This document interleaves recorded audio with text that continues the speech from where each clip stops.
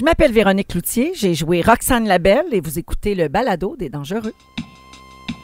On sort de 2002, un film québécois peu fameux, puis on parle aux gens qui étaient dedans. On retourne en 2002, l'année où il y avait le Pepsi bleu, c'est le balado des dangereux. Bonjour public, c'est maintenant temps. Oui, vous avez assez attendu. Maintenant, voici le premier épisode du balado des dangereux. Yes! La foule est en délire! Il y a une seule foule, mais bon. C'est la même foule que le film, en fait. Le balado des dangereux, c'est quoi? C'est un gars beaucoup trop intense qui a décidé de mener sa passion à fond, c'est-à-dire après avoir financé une chanson karaoké, après avoir écrit le plus long article du cinéma québécois sur Wikipédia avec les dangereux. Ah oui. Et là, je décide d'aller encore plus loin. Je décide de presser le citron des dangereux et je décide de faire un podcast. Et là, je commence avec un gros nom, Véronique Cloutier, allô. Hey, salut Marc-André. Écoute. Et on parle ici là, du prix Nobel de la motivation. Là, je pense que c'est toi qui l'emporte. Ah ouais, pourquoi? Parce que tabarouette, il faut être motivé là, pour pousser sa passion à ce point-là. Ah, Des dangereux. Ça se fait naturellement. Moi, j'adore que ce running gag ne meure jamais. Mon but, ce serait que ce film-là devienne culte. Oui, honnêtement, là, un peu comme le Rocky Horror Picture Show. Oui. Le monde se déguise en leur personnage préféré. On fait des soirées, les gens se déguisent, puis là, ils disent les répliques. Oui, ça serait écœurant. Mais il faut que je te remercie à la base. Parce que si ça n'avait pas été de toi, il n'y aurait pas eu de balado des dangereux. Je mets en contexte public. L'année passée, vente de garage des artistes, je fais signer encore une autre bébelle des dangereux, c'est-à-dire une copie portugaise du film Les Dangereux, parce que oui, ça existe. Oui. Et je demande à Véronique tout timidement si elle accepterait de faire le balado des dangereux. Et tu m'as dit oui. Donc, si tu m'avais dit non, ça aurait jamais J'aurais eu lieu. tué le projet dans l'œuf. T'aurais tué le projet dans l'œuf. Mon Dieu Seigneur, une chance que j'ai dit oui. Hey, une chance, mais tu m'as pogné de bonne humeur. Une chance, oui. Donc, on commence ça de façon super simple. En 2001-2002, Véronique Cloutier était où dans sa carrière?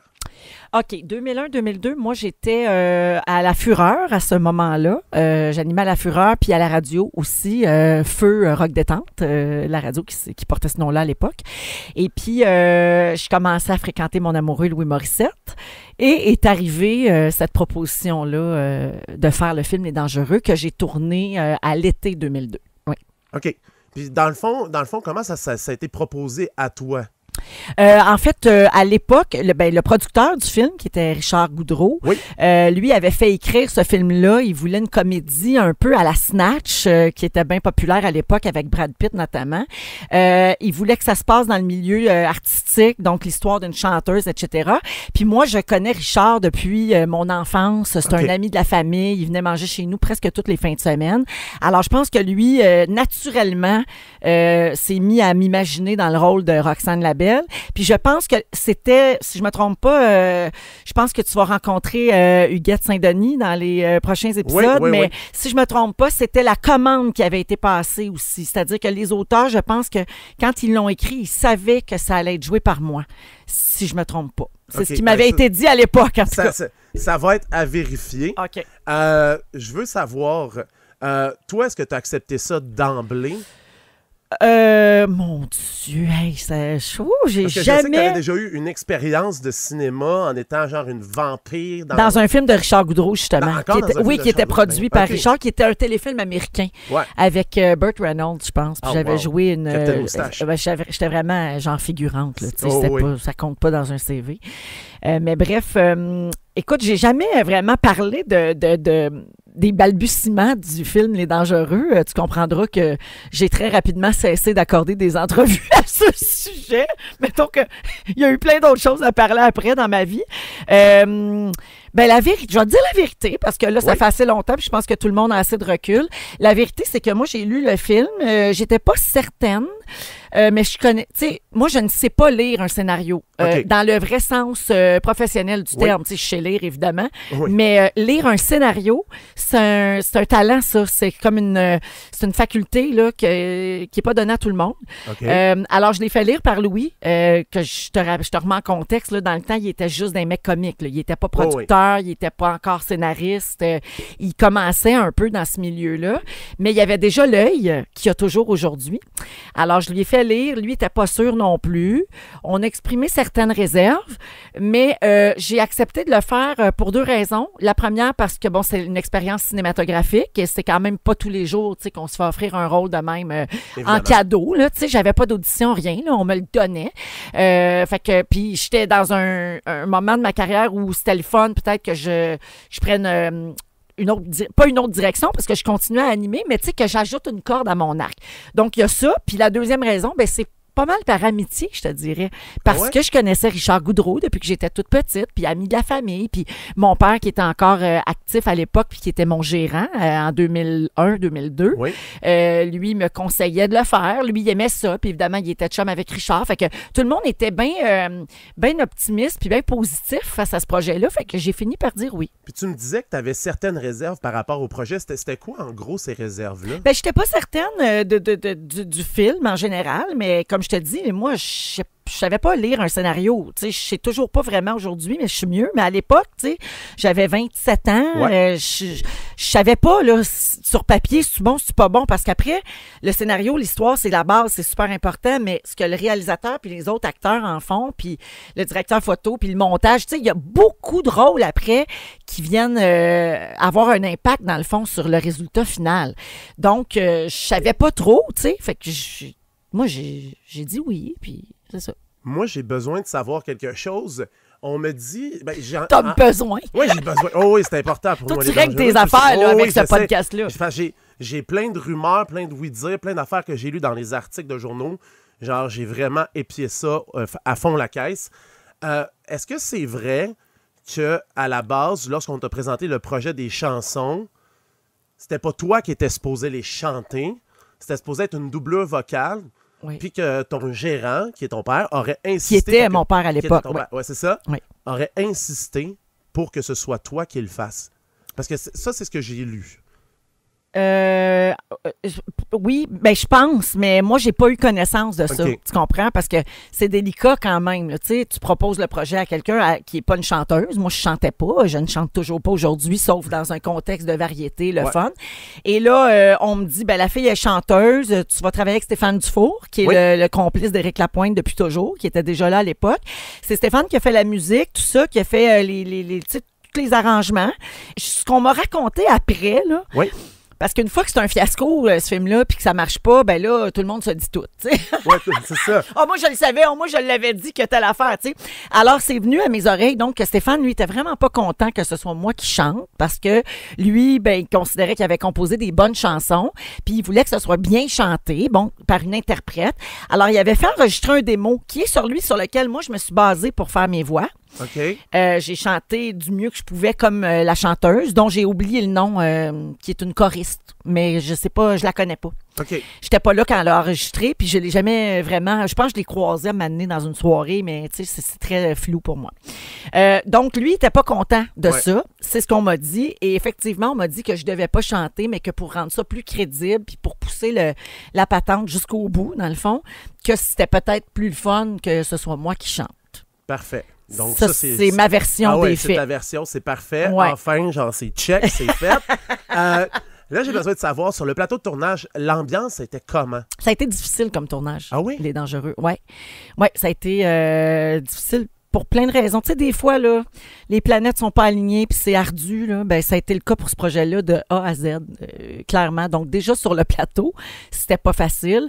D'abord, moi, je suis tombée enceinte juste avant le tournage. Genre, j'ai appris que j'étais enceinte le dimanche, puis j'ai commencé à tourner le lundi suivant. Donc là, ça, c'est venu un peu compliquer les affaires parce que là, quand même, le personnage de Roxane Labelle, elle faisait quelques cascades. Il y avait des cascadeurs sur le film, là, des professionnels, mais quand il y a des cascades, généralement, l'acteur, l'actrice doit entamer un peu le mouvement, doit participer jusqu'à un certain point parce que sinon, ça paraît trop. Fait qu'il faut qu'il y ait comme une amorce. Mettons, si elle saute, tu sais, dans la scène où elle saute sur le container, bon, ben, tu sais, j'ai sauté pour vrai. Sauf que là, j'étais enceinte enceinte de 8 semaines. Hey là là. Fait que là, c'était pas vraiment recommandé par mon médecin. Puis pour les tournages, ça prend des assurances. Alors là, puis pour protéger la production, parce que s'il y a un acteur qui se blesse, qui tombe malade, peu importe, il y a de la mortalité dans la famille, il faut qu'il quitte en Italie voir sa mère, tu sais. Et il faut que les producteurs soient protégés de ça parce que ça coûte très cher quand on annule des journées de tournage. Donc là, ça compliquait tout pour les assurances parce que là, il pouvait m'arriver quelque chose parce que j'avais des cascades. Et c'était... donc, comme c'était un tournage ardu avec beaucoup d'effets spéciaux, puis de cascades, puis d'affaires compliquées, puis du tir, puis des accidents d'auto, puis des scènes, tu sais, les scènes de spectacle de Roxane Labelle, là, ça a été tourné au Sepsum à l'Université de Montréal. Puis c'était des 16, 17, 18 heures. On était là 4 jours, je pense, pour les scènes de spectacle. Ouais, puis il n'y avait pas évidemment la foule complète qu'on voit dans le film. Il y avait peut-être 3 rangées de personnes. Fait que on tourne dans cet angle-là. Après ça, on les déplace, il faut les mélanger, on les redéplace. Fait que ça, tout ça rendait le tout très complexe. Ce qui fait que ça a été un tournage où on a beaucoup attendu, où on a beaucoup fait de temps supplémentaire. Des fois, on se pointait des journées. Stéphane et moi, là, on a des souvenirs très clairs de ça. Maquillés, coiffés en costume, tout, assis sur une petite chaise pliante, puis on attend. Puis finalement, ça fait 15 heures qu'on est là. Puis, vous tournerez pas aujourd'hui, les cocos. Vous pouvez rentrer à la maison. Non. Fait des fois, ça arrive. Okay. C'est pas la faute d'une personne en particulier. C'est comme ça. C'était juste pas un tournage facile. Ouais. Est-ce que pendant une fraction de seconde, ton médecin ou toi, t'aurais pu dire « Ah non, je le fais pas, ça peut être trop dangereux ben, ». Est-ce que ça a été envisagé? Pas avant, non, parce que, bon, tu sais, moi, c'était mon premier enfant, j'ai 28 ans, j'étais en santé à l'époque, tu sais, tout est beau, fait que, non, je me suis même pas posé la question, j'ai décidé de tourner, puis bon, le médecin, tout le monde était correct avec ça, là, tu sais, j'avais l'air d'avoir une grossesse bien normale, puis pendant, à peu près à tournage, là, à mi-chemin.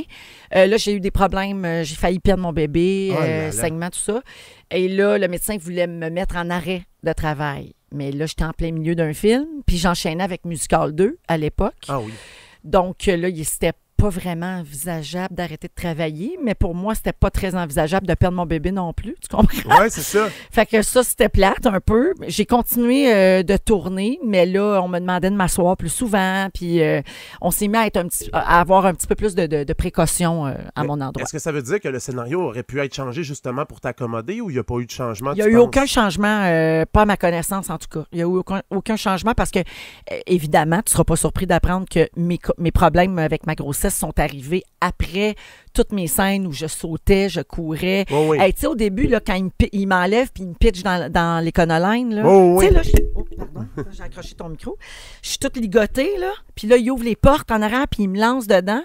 Oui. Ben, tu sais, ça, je l'ai fait pour vrai. Aïe, aïe, aïe. Puis là, j'étais enceinte. Fait que j'étais en talons hauts, des longues heures. Fait que c'est arrivé après ça. Puis après, mes grosses scènes étaient faites. Donc, ça s'est bien passé pour la fin. Est-ce qu'il y a eu des beaux moments malgré tout? Oui. Moi, là, je l'ai souvent dit, ça. Donc, tu as dû m'entendre le dire souvent en entrevue, mais c'est la vérité. Moi, les plus beaux souvenirs que je garde de ce tournage-là, c'est le fun que j'ai eu avec Stéphane Rousseau puis Michel Charette. Ah oui? Oui, vraiment.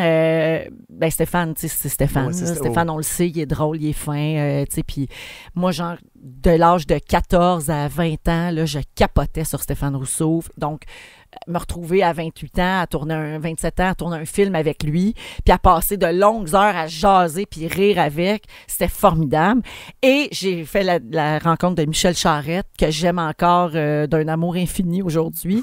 On a encore des running gags qui datent du temps des Dangereux ensemble. Oh tu sais, ça nous a comme un peu liés. Donc, même si on se fréquente pas dans la vie, Stéphane, je le vois un peu plus, mais Michel Charette, là, je le croise s'il vient sur mon émission. C'est tout. Okay. J'ai pas de contact avec Michel Charette dans la vie, mais on a comme une affection particulière l'un pour l'autre, je pense, parce qu'on a participé tous les deux à ce tournage-là.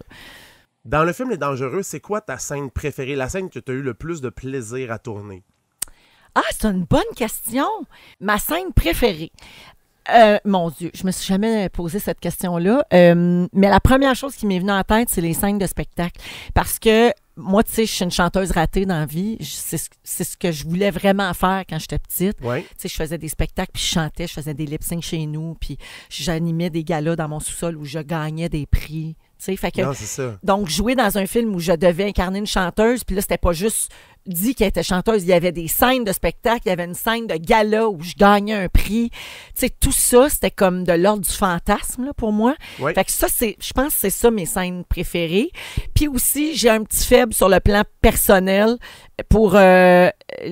la scène qui se passe dans la voiture de nuit, là, quand on va à station-service, puis là, il y a Rachel, parce que c'est cette nuit-là où on a eu le plus de fun, Stéphane Michel Charette et moi. Ah ouais? Ben oui, parce qu'il y avait des effets spéciaux, il y avait des explosions à station-service, donc on attendait dans la voiture qui se place, parce que c'était la nuit, il faisait pas si chaud, fait qu'on s'est retrouvés les 3 dans l'auto, mais genre, tu sais, on a été peut-être là 6-7 heures là, à attendre de tourner. Fait que là, dans ce temps-là, tu deviens fatigué, tu te mets à rire de tout, de rien. Fait que ça, c'est des vraiment beaux souvenirs. Il y a une autre question que je me posais, parce que dans le film, il y a la balade des dangereux, il y a Plus haut que moi, et il y a aussi une scène où est-ce qu'on fait un flashback de toi à peu près 14 ans dans un bar miteux. Est-ce que c'est toi qui chantais ce bout de chanson-là? Hein, je me souviens pas de cette scène-là. Ah, mon Dieu! Je peux pas croire. Dans le bar? Oui, il y a comme... À un moment donné, on fait un flashback où est-ce qu'on explique ton backstory. Qu'est-ce que je chante? Ah, mon Dieu, je comprends même pas. On dirait que c'est genre high pitch, comme si c'était un peu chipmunk style. OK, ben d'après moi, ça a été fait en post-prod. OK, parce que ça sonnait vraiment comme toi, puis j'étais comme... Non, Dieu. Si j'avais chanté ça, je m'en rappellerais. Fait que c'est pas moi. Je suis pas mal sûre que c'est pas moi. Parce que je me souviens très, très bien d'avoir enregistré les voix de la balade des dangereux puis Plus haut que moi. Parce que quand on a tourné les scènes, c'était pas moi qui chantais sur la track. On utilise la bande de son, pas celle qu'on entend au cinéma. Mais nous, ça nous en prend une pour tourner les images puis pour que les lèvres soient synchro. Alors ça, c'était le démo que Stéphane Dufour avait enregistré avec la fameuse chanteuse dont j'ai oublié le nom. Je pense qu'elle s'appelait Isabelle, mais je suis pas sûre. Oui, Isabelle. Oui, c'est ça. Bon, elle Isabelle. Pour Bloc-Notes Musique. C'est ça. C'est elle qui a composé les paroles. Bon, tu vois, ça m'est revenu, là. Oui. Alors, donc, on a utilisé la voix d'Isabelle quand j'ai chanté pour tourner les scènes de spectacle. Alors, après le tournage du film, vraiment longtemps après, puis ça, on le voit dans le making-of du film, on me voit enregistrer la chanson avec ma voix, puis là, j'étais beaucoup plus enceinte rendue là, fait que j'ai plus le même souffle, j'ai plus la même voix. Donc, la voix qu'on entend, ben c'est ma voix, là, un peu maganée, là, de « je suis enceinte, j'ai plus de souffle, au secours, je veux rentrer chez moi ». C'est vraiment ça. Puis tu sais, le gros secret de la chanson. Oui, c'est allumer le feu de Johnny Hallyday. Ben, en fait, c'est parti de là. Non, mais c'est que ferme la porte au début, là. Ouais. Ferme la porte, OK? Le mot ferme, puis le mot jette, là. Ferme la porte, jette les clés. C'est la voix d'Isabelle qui est mixée avec la mienne. Parce que, comme je suis pas chanteuse, je peux chanter sa note correcte. Tu sais, j'ai pas un beau thème de voix. Tu sais, comme j'ai un thème de voix un peu... mais bon, tu sais, pour une chanson, tu peux l'endurer, mettons. Mais j'ai pas, puisque je suis pas chanteuse, j'ai pas ce qu'il faut pour amorcer une chanson, à part raide, la chanson des dangereux, tu sais, à part direct avec la voix. Donc, j'étais pas capable de rentrer dedans puis que ça sonne comme tu sais, je rentrais un peu mou, comme pas assumé. Puis là, ben au bout de, je sais pas, là, 10, 15, 20 takes, ils se sont tannés. Puis là, ils ont mixé avec la voix du démo. Oh my fait que God. si tu l'écoutes, là, maintenant que tu le sais, oui. tu vas l'entendre. Hey, quand on le sait, là, c'est indéniable. C'est drôle que tu parles de ça parce que je la chante quand même souvent au karaoké parce que je me suis payé cette tune-là avec des gens qui ont décidé de socio-financer ça. Ouais. Mais on les remercie. Oui, on les remercie, on les salue d'ailleurs.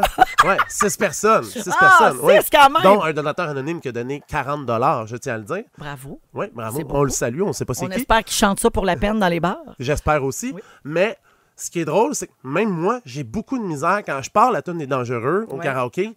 Justement, le premier couplet est vraiment difficile, fait que ça explique pourquoi. Exact. Pourquoi ils n'ont pas réussi à l'obtenir. Oui, ça explique pourquoi tu n'es pas capable, ils n'ont pas réussi à l'obtenir de moi non plus. T'sais. Ça prend une amorce. T'sais. Ferme la porte. Faut que tu mordes dedans, puis moi, ça ne me venait pas. Ouais. Alors là, tu sais tout. Ah, mon Dieu, je capote. Qu'est-ce que ça valait la peine de faire ce podcast-là? C'est ça. Il y a une autre affaire que je me pose comme question parce que j'ai aussi cherché les lieux de tournage. Okay. Il y a une scène, vous êtes dans un motel, le genre de motel Tropicana, avec un genre de van de Mr. Clean, là, comment ça s'appelle, Monsieur Net. Ouais. J'ai jamais été capable de trouver cette place-là. Le motel. Moi, je suis là, je suis dans cette scène-là? Oui, tu es dans cette scène-là. OK. Je pense que tu sors du camion, puis Guy Nadon te remet à l'intérieur, ou je sais pas trop. OK. Ah, tu vois, le motel, ça me dit rien. Je me souviens de plusieurs lieux de tournage, là, toutes les scènes de bateau avec le container. Ça, c'était à Oka. Ça, c'était à Oka, c'était à la marina d'Oka. Il y a aussi, toute la scène là, avec le sac là, dans le building abandonné. C'est un building abandonné de Montréal. Là. Je saurais plus de te dire lequel, mais c'est un vrai. Toutes les scènes où je suis kidnappée avec Guy Nadon puis Dominique Kennel, c'est en studio. Hein? OK, fait que la vieille maison, tout ça n'existait pas. OK. C'est un studio. Fait que l'extérieur, parce qu'à un moment donné... Je pense qu'on a fait ça chez Mel's. Ah ouais? Parce que je sais qu'à l'extérieur, à un moment donné, quand tu es dans le making-of, tu dis « Merci Saint-Constant ». Oui. Fait que dans ma tête, cet extérieur-là, est-ce que ça se peut que ce soit à Saint-Constant? Non, c'était dans le texte. Ah, c'était dans le texte? Oui. Ah ouais? Ah oui, quand je sors aussi... Oui, je sors de la maison, là, de la vieille maison. Merci Saint-Constant. Ouais. Dans le making-of, tu le dis pas dans le film, tu le dis dans le making-of. Je le dis dans le making-of? Ah, ben ça devait être à Saint-Constant d'abord, si je le dis dans le making-of. Ah, mon Dieu. Je sais beaucoup trop de choses sur ça. Ah, ben oui, tu en sais plus que moi. C'est malade, mais tu me ramènes, tu sais, moi, tu sais, toi, t'as entretenu cette passion-là un peu deuxième degré. Là, forcé. Non, mais c'est super. Oui. Moi, tu sais, évidemment, je suis comme passée à autre chose. J'ai eu tellement d'autres projets après que là, tu me ramènes. Tu sais, je m'en venais ici aujourd'hui puis je me disais, OK, là, mon Dieu, il faut que j'essaie de retourner là, dans mes souvenirs en 2002 là, parce que c'est quand même loin. Là, non, c'est ça. Puis moi, je suis une femme vieillissante, Marc-André. Sans blague. J'en perds des bouts. OK. Là, le film est complété. La première médiatique. Oui. Si je me souviens plus, c'est pas à la Place des Arts. C'est à la Place des Arts. C'était au Théâtre Maisonneuve. Oui. Comment ça se passe? J'étais très, très, très enceinte, là. Parce que je te rappelle que le film est sorti début décembre. Oui, c'est ça. Là, puis moi, j'ai accouché le 2 janvier. C'est ça, exactement. Donc, j'étais enceinte, là, au-delà du réel. Puis, c'était à la Place des Arts, effectivement. Comment ça s'est passé, ça, ce visionnement-là? C'était vraiment particulier parce que, nous, on avait eu un visionnement d'équipe avant. OK. Puis un visionnement d'équipe, j'ai appris après avec mon mari, tu sais, qui a fait ça beaucoup plus souvent que moi, là, qui a fait plus de films, puis tout ça, que le visionnement d'équipe, c'est pas tant un bon baromètre parce que d'abord, les gens analysent leur travail, donc ils réagissent pas tant parce qu'ils regardent la job qu'ils ont faite. Ouais. Puis ensuite, souvent, si c'est une comédie, là, ça va rire plus, puis il y a des moments pas rapport parce que l'équipe rit de ce que ça leur rappelle. Ah oui, telle journée, il est arrivé ça. Ah oui, on était à tel endroit, mon Dieu, ça avait-tu pas d'allure, hein, il faisait froid, mon Dieu. Fait que la réaction, tu peux pas te fier là-dessus pour savoir comment le public va réagir. Mais je me souviens qu'au visionnement d'équipe, il y avait un fret. Ah ouais? Ben, je m'en souviens clairement. Il y avait un fret. Puis moi, c'était ma première fois. Puis là, je me disais, mon Dieu, tu sais, ça doit être parce que nous autres, il n'y a pas de surprise. Là. On l'a fait, le film, fait qu'on le sait de quoi il a l'air. Il n'y a aucune surprise dans le scénario. Là. Non, on sait tout. Fait que, mais j'étais un peu troublée de ça. Okay. Quand j'ai quitté le visionnement d'équipe, qui était peut-être une semaine avant la première média, parce qu'il fallait qu'on ait vu le film pour pouvoir faire des entrevues. Oui. Puis là, après, c'est ça qui est difficile. C'est que là, toi, tu retournes chez vous, puis là, évidemment, tu te mets pas à appeler tout le monde dans l'équipe pour dire « Mais t'as trouvé ça, toi? Hein? » Tu sais, tu t'en vas avec ton opinion dans ton petit baluchon, puis tu dis « Bon, là, je vais faire mes entrevues. » Mais tu sais, faire la promotion d'un film que tu as trouvé très moyen, c'est pas facile. Ah non, c'est sûr que ça doit pas être si évident que ça. C'est ça. Fait que là, c'est ça qu'on a vécu après. Okay. Puis à la première média aussi, c'était pas tant un succès. OK. Fait que ça, dans mes souvenirs, je sais pas si la suite a altéré mes souvenirs, tu comprends?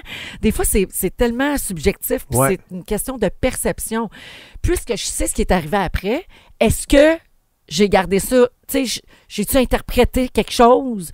Fait que je pourrais pas te mettre ma main dans le feu. Tu sais, peut-être que le producteur débarquerait puis il dirait « Ben non, voyons, là, ça a été un hit ce soir-là, puis on s'attendait à faire 5 millions de box-office. » Peut-être, je le sais pas. Mais mon souvenir à moi, c'est que c'était pas très fort, déjà là.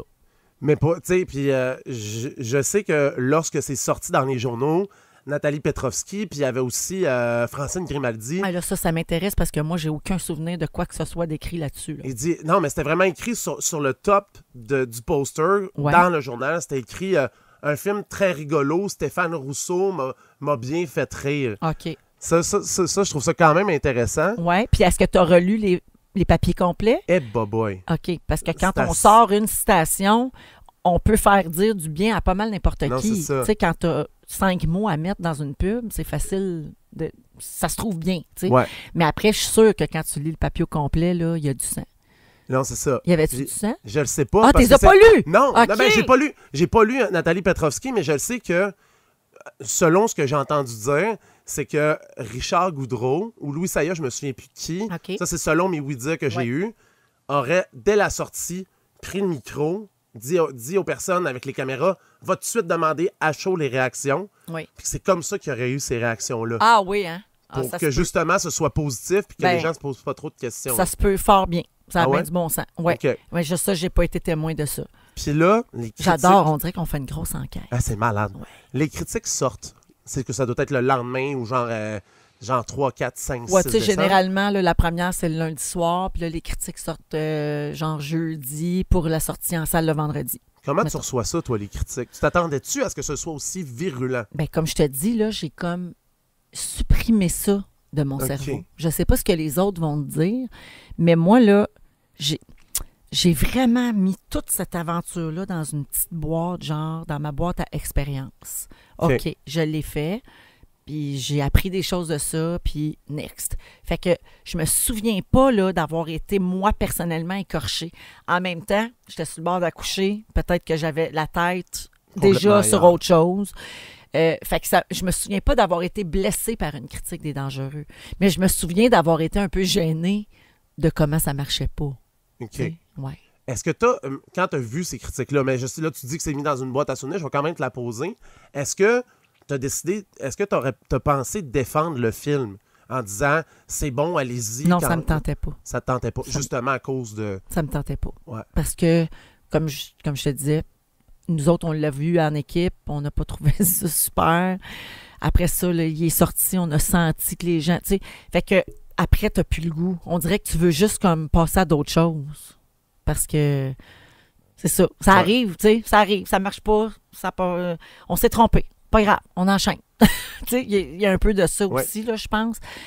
Moi, en tout cas, moi, c'est pas mon genre là, de gratter mes bobos pendant des mois, là, tu sais. Fait que je suis rapidement passé à autre chose. Une autre rumeur que j'aurais entendue, c'est que les critiques auraient été complètement, genre, jetés à terre sur le cul parce que, genre, on a donné tellement d'argent à ce film-là parce qu'à l'époque, si on se remet... ça, c'est dans les articles que j'ai lus, dans le contexte. Début 2000, on donne des chèques en blanc à des réalisateurs qui ont des parcours sans faute. Oui. Tu sais, comme Louis Saya a eu Boys 1, Boys 2, Boys 3 qui a quand même marché. Oui. Là, on lui donne un chèque pour Les Dangereux sans avoir vu un scénario. Est-ce que il y avait les producteurs aussi qui avaient... je pense que ça existe encore, mais les enveloppes à performance qu'ils appellent. Oui, c'est exactement ça. C'est ça le mot que je cherchais. C'est les producteurs qui ont ça.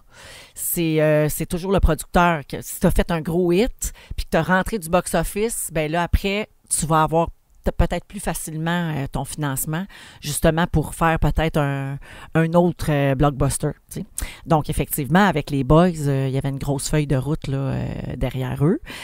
Et Richard Goudreau et Louis Saya, parce que les deux étaient derrière les Boys aussi. Oui. Donc, puis là, donc, ça avait chialé pour ça à l'époque? Ben, en gros, il disait que les critiques disaient qu'ils ne comprenaient pas, surtout les critiques du Devoir, là, on va le dire, on ne se cachera pas, qui disaient c'est impensable, justement, à donner autant d'argent sans avoir lu quoi que ce soit, juste parce que les films d'avant ont bien fonctionné. Ouais. Fait je dirais pas que c'est sans avoir lu quoi que ce soit, là, tu sais, c'est pas donné à l'aveugle non plus. Okay. Mais disons que je pense que ça vient teinter positivement leur perception, tu comprends? C'est qu'eux autres, c'est une recette, c'est une équipe gagnante. Ouais, c'est tout ça. Ce qu'ils font, là, le public se garoche. Donc, il y a ça, tu sais, qui vient avec. C'est un peu la même chose maintenant quand tu regardes, par exemple, Denise Robert. Elle a fait tellement des grosses comédies qui ont marché fort avec Émile Godreau. Tu sais, c'est un tandem qu'on pourrait comparer à celui de Richard Goudreau puis Louis Saya à l'époque. Ouais. Ce sont des gens qui ont trouvé une bonne formule pour attirer le public dans les cinémas. Donc, si je me remets dans les chaussures, mettons, des gens des institutions à l'époque, là, à la fin des années 90, début 2000, ben c'était quoi le hit? C'était les Boys. Ouais, fait que, ben oui, ça va fonctionner. Eux autres, ils savent comment faire, ils savent comment aller chercher le public, tu sais. Fait que je pense pas que c'est à l'aveugle tant que ça. Plus que c'est un peu de discrimination positive, dans le fond. Ouais. T'sais? Alors, mais je comprends là, que le film avait eu quand même un gros budget, puis ça marche pas pantoute. Donc, après, je comprends très bien que ça soulève des questions. C'est normal. Mais tu sais, ça nous ramène à notre droit de se tromper aussi. Là. Mais tu sais, mettons, toi, ton chum Louis Morissette fait des comédies. Est-ce que pour être avec, est-ce que tu crois que les critiques sont trop sévères envers les comédies québécoises plus que genre un drame? En fait, c'est que les comédies au Québec, même aux États-Unis, ça a moins bonne presse. C'est que ça marche, ça fait courir les foules. Si c'est une comédie à saveur un peu romantique avec des gros noms dedans, c'est sûr que tu as plus de chances que ça marche. Il y a déjà eu des insuccès là, avec cette formule-là. La preuve, Les Dangereux. Oui. Il y en a eu d'autres, là. C'est pas parce que tu as des gros noms puis que c'est une comédie que ça marche. Des fois, on se trompe. Mais disons qu'au Québec, le public, c'est un genre qui affectionne particulièrement, et j'en fais partie, mais pas les critiques, pas les journalistes. T'sais. Puis je pense que c'est correct aussi. Il y a les films qui font courir les foules, ils ont déjà une grosse tribune. Ils ont une vitrine. Parce que puisqu'il y a des gros noms dedans, il y a beaucoup de promotion. Donc, les artistes là, qui font partie, les acteurs qui font partie de ces films-là, on les voit partout. Là, on les voit à Sucré-Salé, puis à Bonsoir, bonsoir, puis à Salut, bonjour. Puis, tu sais, ils ont une grosse tribune. Fait que je pense que c'est de bonne guerre que le milieu du cinéma puis les journalistes protègent les autres. Tu sais, ceux qui ont peut-être moins d'exposure, entre guillemets. Fait que c'est correct, tu sais. Mais des fois, ce qui est plate, c'est quand c'est regardé d'en haut, tu sais, quand il y a un snobisme derrière. Ça, c'est dommage, parce que, tu sais, il y a de très bons films d'auteur, puis il y en a des très mauvais, puis ça a même affaire avec les films grand public. Fait que, moi, je mettrais de côté le snobisme, puis juste parler de vraiment la qualité de l'œuvre, en respectant, bien sûr, le public qui est visé, puis le genre, puis voilà. Est-ce que, toi, une fois que le film était sorti, ça a freiné, puis avec la presse, que tu te souviens plus, les critiques, puis tout ça, est-ce que toi, ça a freiné ton envie de vouloir faire des films? Ou tu caresses encore ça aujourd'hui comme projet, ou pour toi, tu veux plus en faire? Ça, c'est drôle. Ça, c'est intéressant, parce que c'est un sujet récurrent chez nous, dans la maison. Mais pas, on n'en parle pas tous les jours. Mais disons qu'au fil ça fait 18 ans que je suis avec Louis. Ça fait 17 ans, le film. Oui, 18. C'est ça, on s'en va vers 2020, on est en donc 18 ans. Oui, presque 18 ans. Tu sais, régulièrement, là, peut-être une fois par année, là, ça revient dans nos sujets de discussion. Moi, j'ai vraiment fait la paix avec ça. Tu sais, comme si je ne fais plus jamais de film, c'est pas grave. J'ai été choyée, je le suis toujours, dans plein d'autres sphères de mon métier. J'ai fait bien plus d'affaires que je pensais en faire à cette époque-là, tu sais. Donc, moi, je suis totalement en paix avec ça. Mon chum, lui, il aimerait ça régler de quoi avec ça. T'sais. Il se dit, ça se peut pas que le seul film que tu vas avoir fait, hormis L'Âge des Ténèbres, dans lequel j'ai un troisième rôle, puis j'ai une réplique, là, ça compte pas, mettons. Un film où j'ai un rôle vraiment d'avant-plan, lui, il dit, ça se peut pas que ça finisse là-dessus. Tu peux pas prendre ta retraite un jour, puis que le seul film dans toute ta... il dit, tu vas avoir réussi à la télé, sur scène, tu sais, parce que notre spectacle, ça a bien été, là, on va en faire un autre, là, fort probablement. Fait que, tu sais, comme, je coche toutes ces sphères-là, tu sais, j'étais allée en affaires un peu avec des vêtements, puis j'ai un magazine, puis tu sais, on dirait que je coche plein d'affaires avec comme des succès, des échecs aussi, mais il y a des succès de rattacher à ce domaine-là, mettons. Puis quand tu arrives à la case cinéma, je peux pas cocher. Tu voudrais le cocher? Ou moi, ça me dérange pas, c'est lui. C'est lui qui vous... Lui, il dit, faut qu'on règle quelque chose avec ça, mais tu sais, comme il prend pour nous deux.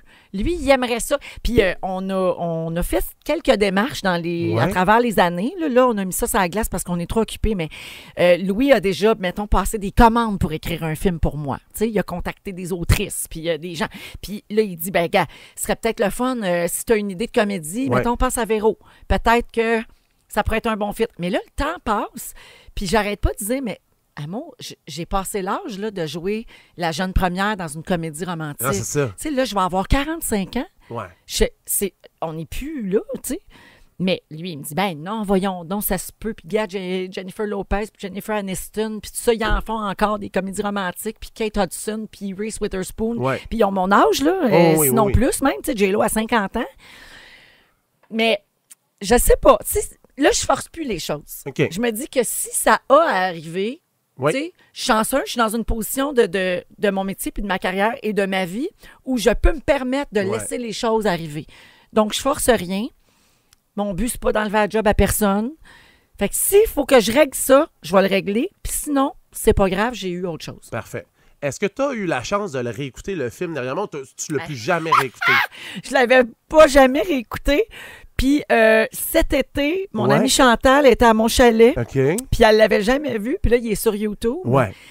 Alors, je lui ai montré Les Dangereux. Mais honnêtement, on a avancé plein de bouts, là. Ah ouais? Ouais. J'ai montré surtout mes bouts. Puis on a beaucoup ri. Elle m'a trouvé très poche. Ah ouais! Oh my God, on la salue! Wow! OK, ça prend du gars, ça. C'est vraiment des amis, ça, là. Oui. Oui. Là, mais moi, d'abord, j'ai beaucoup d'autodérision, puis beaucoup de lucidité, puis du recul, parce que là, ça fait longtemps. Ouais. Mais tu sais, à la fin, c'est vrai, là, à la fin, là, quand il y a tout le dénouement de l'histoire, là, puis là, je dis... Pas toi aussi, papa! Je suis vraiment, vraiment poche, là. Comme, tu sais, je regarde cette scène-là, puis je fais comme ça. Alors, tentait pas de me faire une autre prise, non? Ouais, c'est ça. Ouais, je pense qu'ils sont allés au bout, là, de ce qu'ils pensaient pouvoir faire avec moi à l'époque. Mais il faut dire que cette scène-là, juste cette scène-là, ça a pris 4 jours à tourner. Hop là. Parce qu'il y a tellement de rebondissements dans la scène finale, puis il y a tellement de personnages que ça a pris 4 jours, juste tourner ça. Fait que, tu sais, peut-être que j'étais bien fatiguée quand j'ai dit « Pas toi aussi, papa! » Mais l'extrait. Ah non! Est-ce que tu sais aussi que le film a été doublé en anglais et en portugais? Non. Donc, ta voix a été... T'as une voix en anglais et en portugais. Oh, oui. Ça, je savais pas ça. Si jamais t'as la chance, je te le suggère, c'est sur mon YouTube plug. Oui! Okay, oui. Ben là, je vais aller voir, portugais, c'est sûr. Pour vrai, la version anglaise, elle est incroyable. Je l'adore. Pour vrai, genre, je la réécouterais 1 million de fois. Pour vrai? Oh, oui. C'est-tu comme mieux en anglais? Ben... Sais-tu quoi? Je pense que oui. Ah ouais. Hein? Ouais, ça sonne vraiment badass. Ouais, c'est ça. C'est ça l'affaire. Ouais. Je pense que c'était comme un film sale, puis peut-être que, je sais pas, peut-être que fucking shit, ça sonne mieux. Ouais. Je suis sûre que Stéphane, il aurait aimé ça faire ça en anglais. Moi, pour avoir parlé avec Stéphane, il a fait beaucoup de blagues. Il dit... La chose qu'il regrette le plus, c'est que ce film-là soit pas devenu culte. Ouais. Parce qu'au moins, s'il était devenu culte... Ouais. Il y aura un leg. Mais tu sais, on se bute à un gros problème, c'est que nous, on en rit beaucoup. Tu sais, oui. Stéphane va venir participer. Tu sais, on en rit avec Michel Charette quand on se croise. Je n'ai déjà reparlé avec Didier Lucien, Pierre Lebeau. Nous, on a beaucoup d'humour par rapport à ce projet-là. Mais je pense que le producteur, il n'est pas à la même place que nous autres. T'sais. Ce qui fait que dans le temps que j'étais aux enfants de la télé, j'avais pas le droit de diffuser des extraits. Quand j'avais reçu Stéphane Rousseau, j'avais demandé pour pouvoir parler raconter des anecdotes de tournage un peu. Puis Stéphane s'est blessé là, en descendant le truc de métro sur les fesses et tout ça. Puis on avait voulu diffuser des extraits, puis on s'était fait refuser. Le producteur, il veut pas qu'on rie de ça, je pense. Donc peut-être que pour lui, ça a été un échec plus douloureux. Peut-être que pour moi, ça pourrait nuire à mon podcast. C'est ça que tu es en train de dire? Ben non, mais là, tu peux les prendre sur YouTube, les extraits. Non, c'est ça, je peux les prendre. Mais je suis pas sûre. J'en ai jamais reparlé avec lui. Là, on se voit plus maintenant. Mais je pense que pour lui, peut-être que la paix est moins faite avec ce projet-là. Ou peut-être aussi qu'il est vraiment passé à d'autres choses puis qu'il veut juste plus en entendre parler. J'ai aucune idée de sa position là-dessus. Mais nous autres, on aime bien s'en rire. Là. C'est correct. Puis aujourd'hui, les dangereux, ça représente quoi dans ta vie? Est-ce que... Un gars qui me court après partout pour m'en parler! J'aimerais bien ça le rencontrer, honnêtement. Non, mais... J'ai entendu dire qu'il est très sympathique, d'ailleurs. Ben, pour moi, vraiment, là, c'est comme un sujet drôle là, qui fait partie de mon passé. Là. Okay. C'est un... Je peux pas dire une erreur de parcours. J'aime pas ce terme-là. Ouais. Je l'emploie jamais dans aucun de mes échecs professionnels parce que je pense que les choses arrivent toujours pour quelque chose puis qu'on a à apprendre de ça puis tu sais puis on fait des rencontres puis on retient toujours quand même quelque chose. Donc pour moi ce projet-là c'est ça fait juste partie des affaires qui n'ont pas marché puis on peut en rire aujourd'hui puis faudrait bien que je le montre à mes enfants, tu vois. Ah, parce qu'ils l'ont pas vu? Non, ils l'ont pas vu. Oh my God. Ah oui, ma plus jeune elle va capoter, me voir ligoter puis tout. Ouais. Je pense Delphine, j'y ai montré des images parce que c'est elle qui était dans mon ventre. C'est ma plus vieille. Fait qu'elle, j'y ai déjà montré des images, mais ils ne l'ont jamais regardé au complet. OK. Ils ont peut-être le bon âge pour le regarder, là, tu sais. 17, 15. Ouais, probablement. Peut-être qu'ils vont triper. Ah mon Dieu, je veux savoir comment ça s'est passé. On pourrait repartir ça dans cette génération-là, puis peut-être que là, ça va devenir culte. Ah, mon Dieu, comme quand moi, j'ai découvert Elvis Gratton. Après, tu sais. Okay. Peut-être. En terminant, je demande la même chose à toutes les personnes avec qui vont participer au balado des dangereux.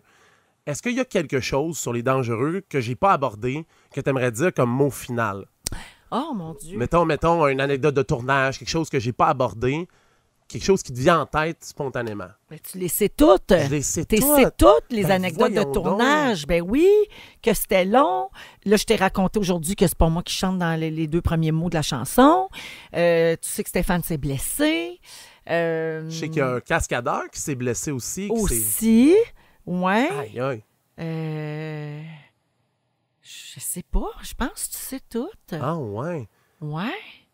Ah, mon Dieu, mais moi... Sais-tu que Dominique Kennel n'est pas de même pantoute dans la vie?